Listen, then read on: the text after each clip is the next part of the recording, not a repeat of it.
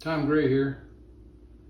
Made me a little lamp table that's got an old-fashioned industrial look combined with a contemporary tabletop look.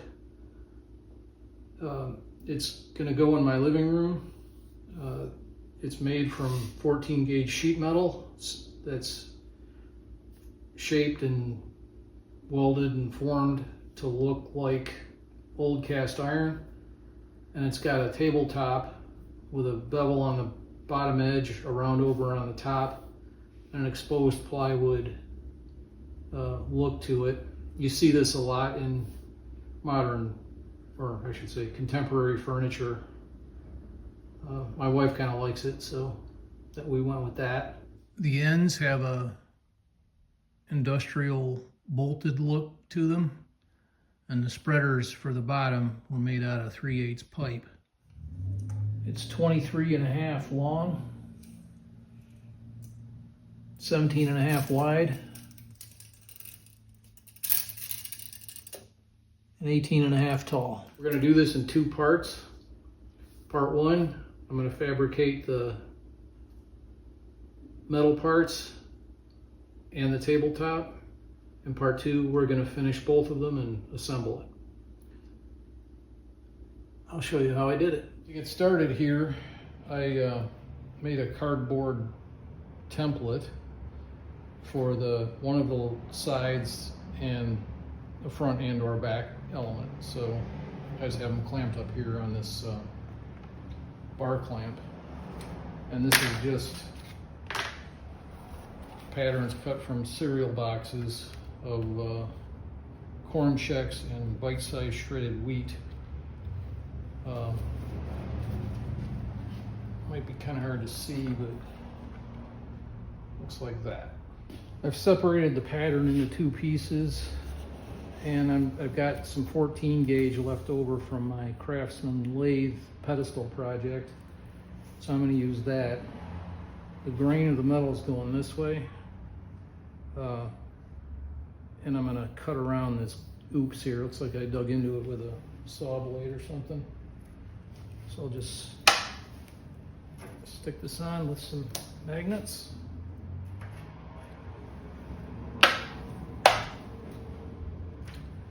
And trace it out.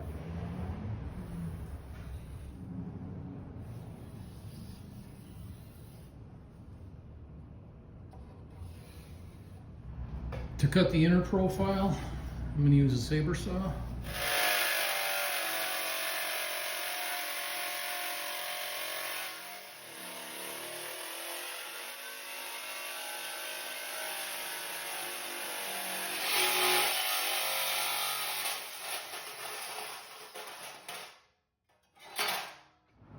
To cut the outside profile, I'm going to use my big nibbler.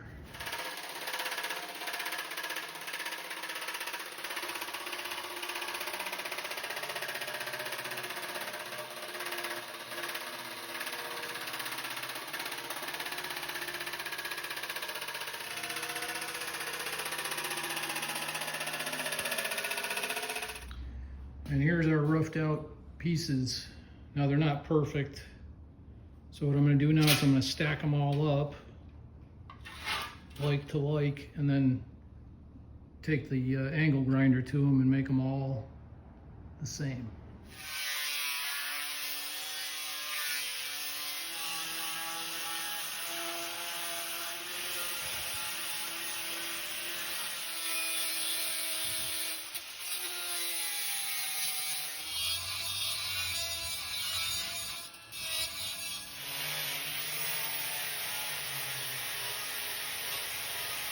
You just saw me grinding and cleaning, so I cleaned all the mill scale off. It's a lot easier to clean when everything's flat.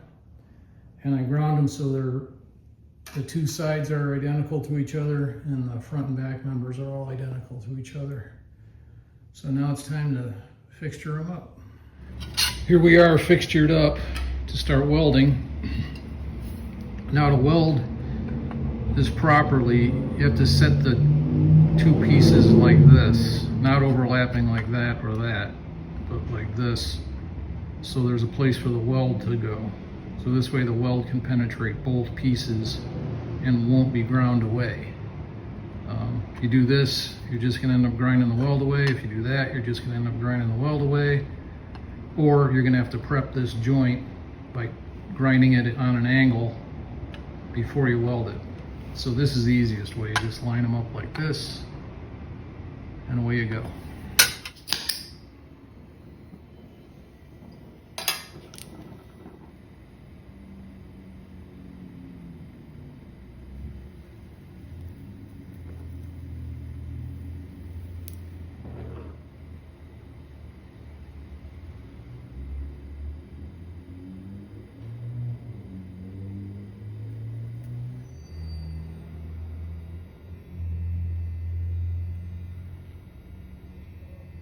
So what I did here is I tacked it every inch, and now I'm bending it around using this clamp for a lever, and then wedging this piece of scrap in the gap until I work that piece of sheet metal around, and I'll tack it, bend it a little more, tack it, bend it a little more, tack it.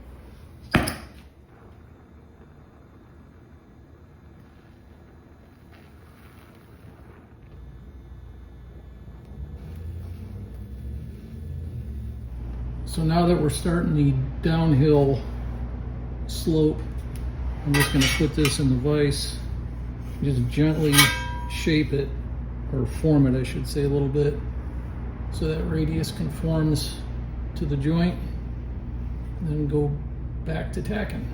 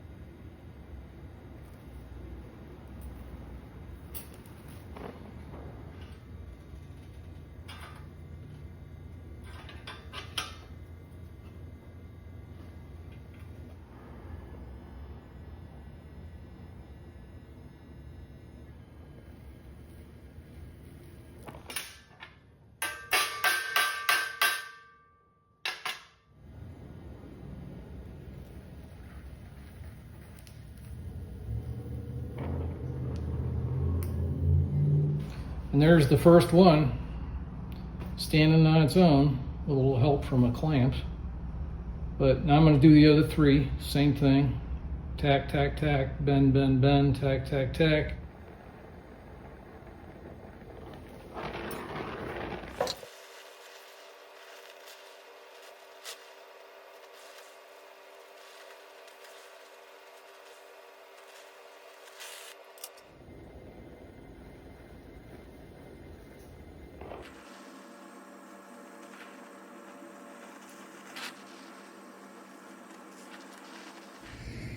So here's the two of them all tacked together.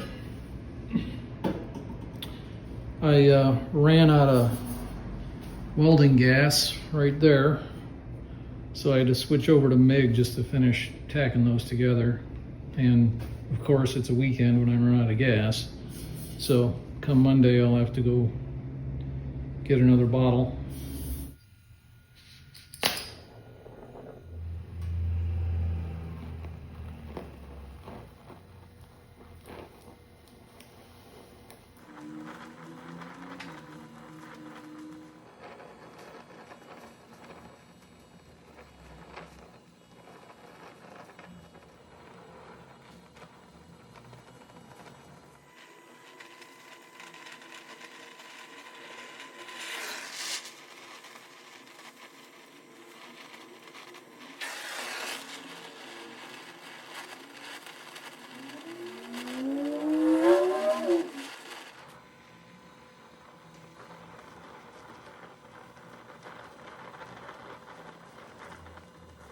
All right, got them all welded up, inside and out. But as with all metal, got a little warpage. You can see about 1/8 of an inch cupped down because of the shrinkage around the joints. So now to stretch it back out before I weld in the beading, I'm just going to hammer stretch out the zones that were blued to level this thing back up or flatten it back up before I weld on it some more. I don't want to get all mangled up and then try and hammer it flat afterwards, so I'm going to hammer this out.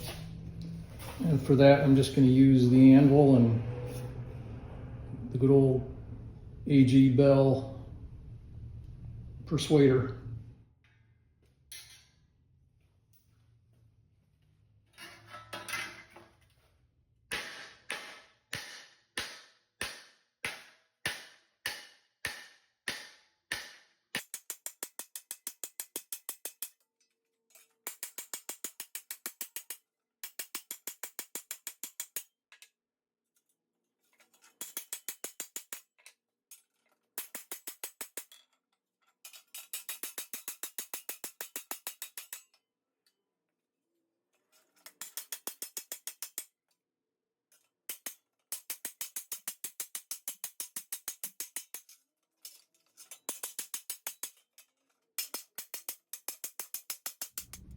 And there you go.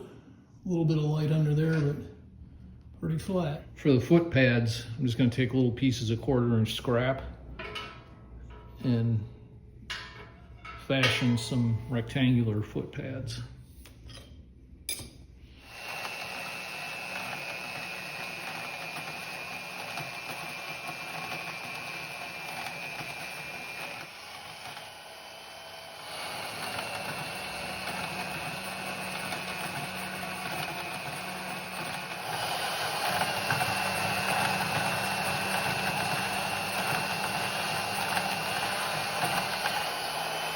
I don't know if I'm going to need it, but I'm going to drill a hole in these for a leveling foot,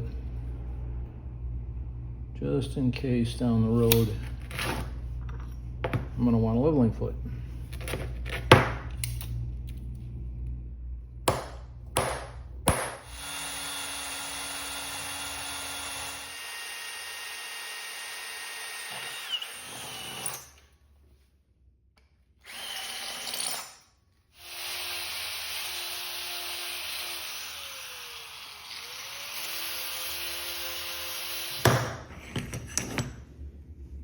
Now I'm going to make the top plate that will mount to the underside of the tabletop. See what I can come up with for that. Got a bunch of this off-cut 14 gauge from a previous project. So what I'm going to do is just create a flange around the inside of the front, back, and side members. This table is very low, so there's no chance to use this for a decorative element unless you want to get down on all fours and look up at it, because when the table is in place, it's barely even knee high. So I'm going to just make this a very simple flange.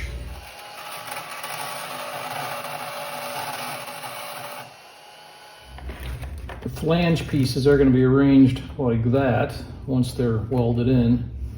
I'm going to go ahead and pre-drill them. Just one less step to do later on.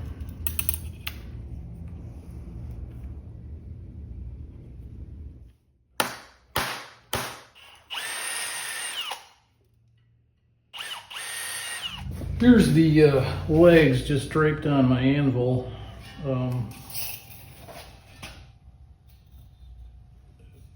Looks like 24 inches is about ideal length for the top.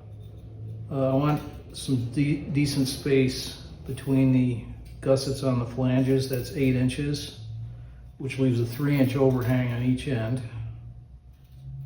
which is good. And I know I want it 18 inches wide, so 18 by 24 or thereabouts. Okay, let's do a little wood dogging. So there's the top material. It's a 2 foot by 4 foot piece of northern birch. Now, this is not Baltic birch. This is the kind of birch that grows in the upper Midwest, like Wisconsin, northern Michigan.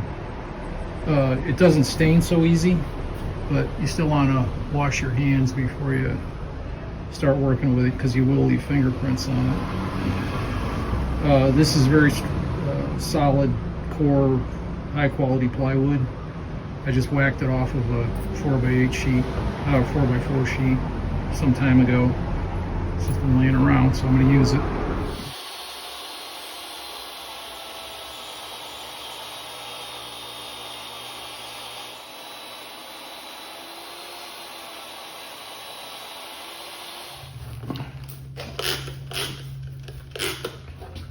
Just doing a little housekeeping here. I'm going to lay up the top on my weld table. But before I do, I'm going to clean it up with a little Windex.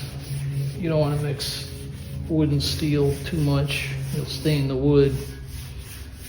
And then you'll have to be sanding it to get the stains out. So now just selecting the appearance side. This one's totally clear. This one's got a little knot on it right there. I think this is going to be our top, and this will be the underside of the top. Yeah, we got a couple blemishes there, so put this to the inside. It's a little tight bond too.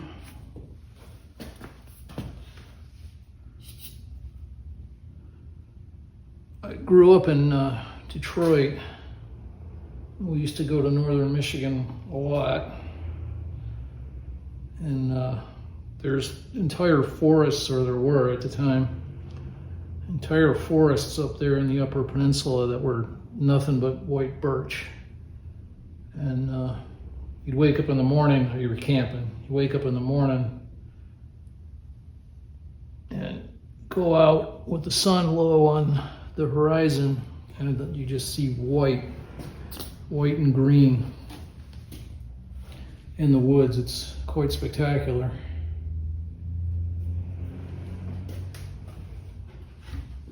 Okay, I'm just gonna lay these together, smoosh them around a little bit, spread the glue, and I'll get some clamps on it. There it is, all clamped up. Just let her dry. Here's our finished lamination. Got a little glue squeeze out along the edge here. That's easy to take care of with just a paint scraper.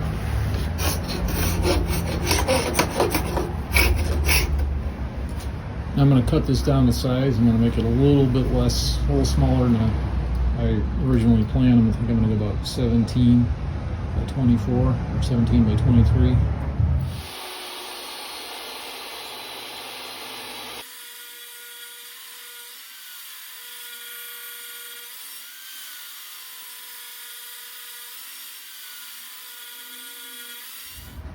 Gonna finish the bottom edge with a 45-degree chamfer just on my little old guy laminate trimmer.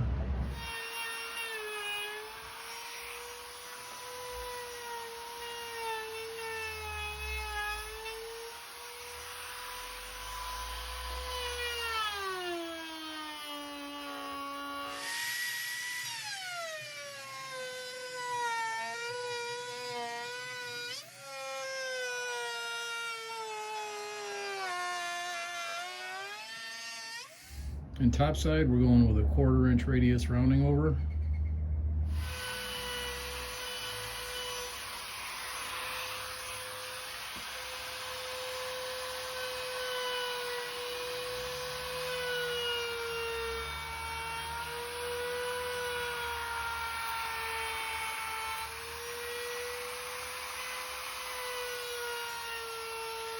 Now I'm just going to sand all the edges with 80, then 120, then 220, and I'm going to scrape the top, not sand it, because that sanding leaves scratches, kind of gives it a newfangled look. Scraping gives it kind of a nice old-fashioned look, so that's what I'm going to do.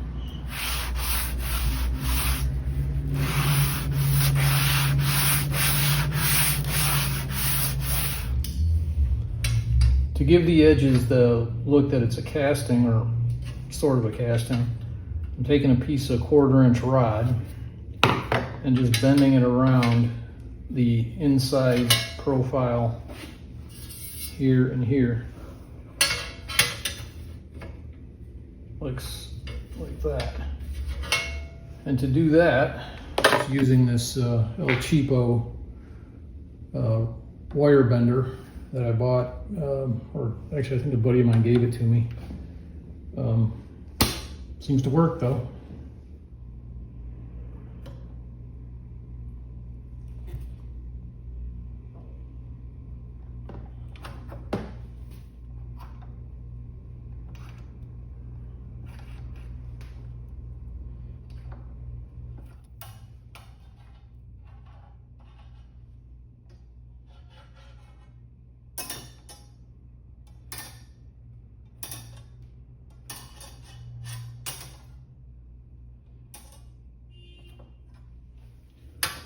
And this is what it looks like, kind of roughed in. So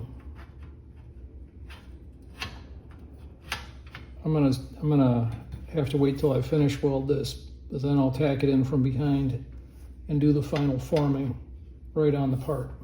But that gets me close.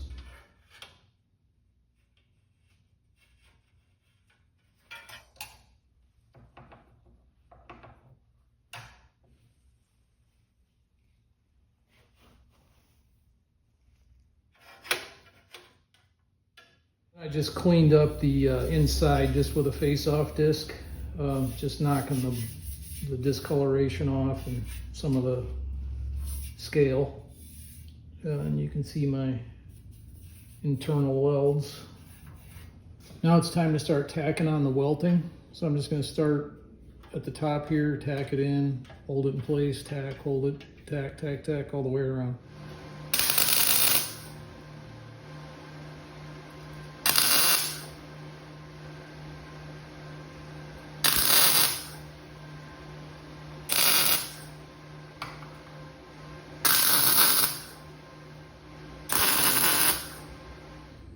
And there's the first piece of welting. So now I'll do this one and then the ones on the front and back. Same process. I'll bring you back when it's done. There it is with all the welting on it. I welded it from the inside, just tack, tack, tack, tack, tack, tack all the way around. So before I go any further, I'm gonna grind these outside welds, take some of the scale and garbage off, and grind the inside a little bit, and lop off these extra lengths of the welting.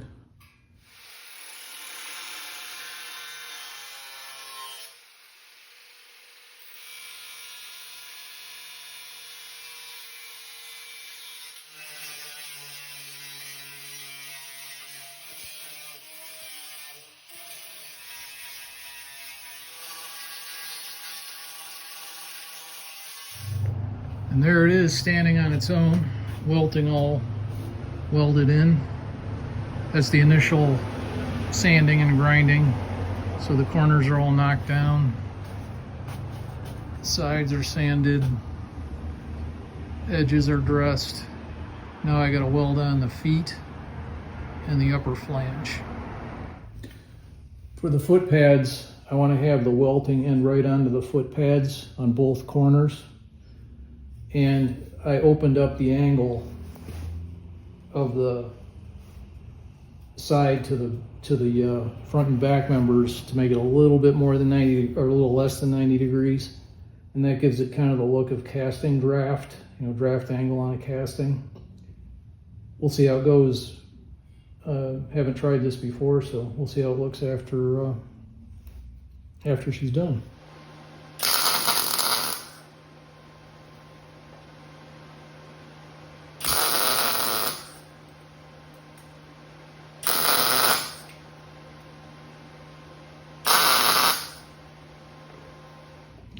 And there it is, all welded up and sanded. I sanded it down to 60, just roughly, not super meticulous.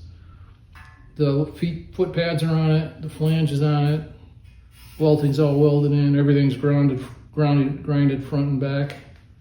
Looks good. It's strong too. It's pretty stout. Now I got to do another one, so I'm gonna go and do that. And there they are. Those are both all welded up and grinded up and sanded to 60 grit. Not quite finished sanded yet, but looking good. Now I'm going to do the spreaders. Here they are on the weld table, spaced like they're going to be in final assembly. For the spreaders, I'm thinking a couple pieces of just simple pipe. Found this length of 3/8 pipe that looks like it'll work just fine.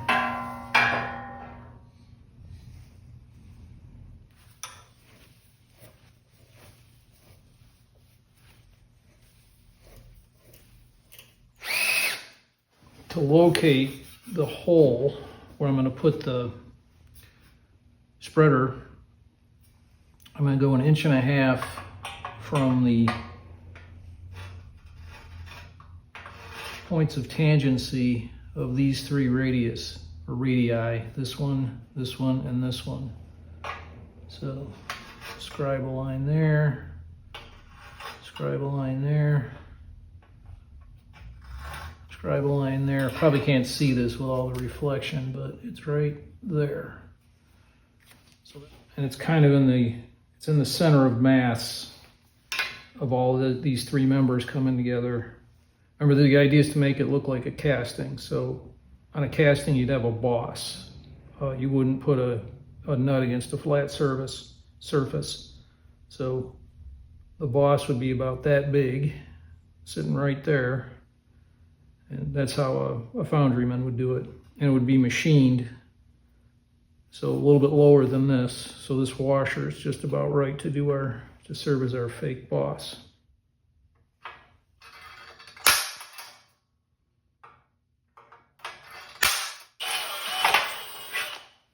And since these are not quite identical twins, I'm going to lay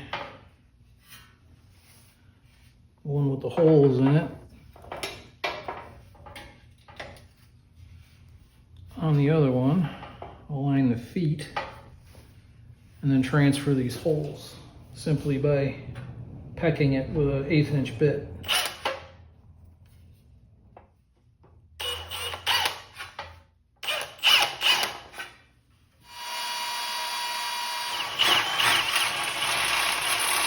Attaching the spreaders, I'm going to use 1/2 inch little chunks of 1/2 inch ready bolt and square nuts. Square nuts have a nice old-fashioned industrial look to them, and 1/2 inch fits just about inside 3/8 pipe, a little bit of slop. So I'm going to plug weld these in place to create little studs, and to do that, I'm going to drill a couple holes in the side of the pipe to plug weld through.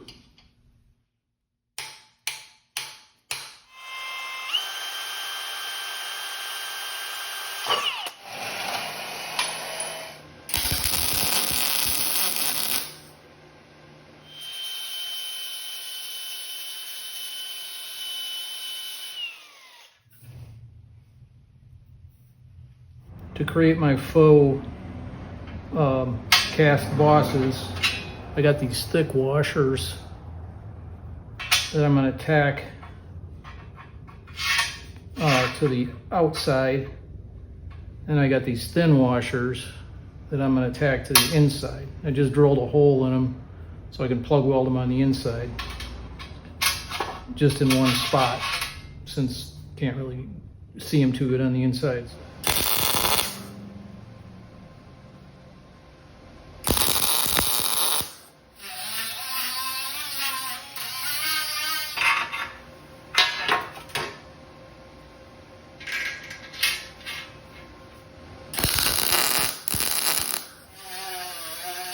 Time for initial assembly.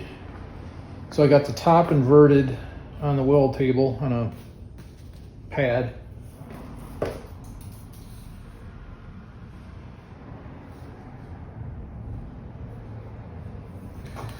I just taped some paper towels to the legs so we don't scratch the finish.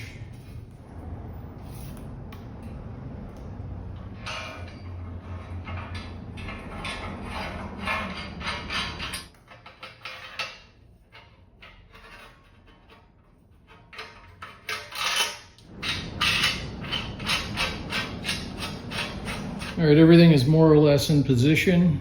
I'm gonna take a little bit of tweaking, but I'm gonna start by fastening this corner down with these little number 8 screws just to get started, and then just work my way around squaring and plumbing as I go.